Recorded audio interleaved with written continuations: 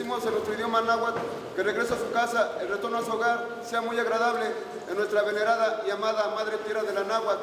Y pues como ven, toda la problemática nacional, es urgente que ya hagamos una revolución sistemática en base en el 39 constitucional, organizar el gobierno comunal como era de antaño, el sistema de nuestros abuelos, los mexicas, antes de que llegaran los europeos. Entonces es necesario que ya hagamos conciencia y ya en verdad nos unamos para en verdad quitar este sistema político, religioso, depredador, que no nos ha dejado más que pura miseria, puras necesidades, y que aquí recordemos que no había necesidades, no había cárceles, no había moneda, pero era toda una diversidad de comunión, de unidad y de inclusión. Nuestra identidad cósmica, naturaleza, matemática, la cultura de la náhuatl.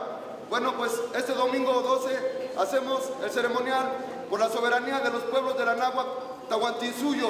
A la 1 de la tarde comenzamos, por si tienen tiempo, si gustan, pues Nanmech, Totlazo Camachililisque, Quinoxepa, Macuelo Oxintli. Muchas gracias, hasta luego, buen camino. Ometeo.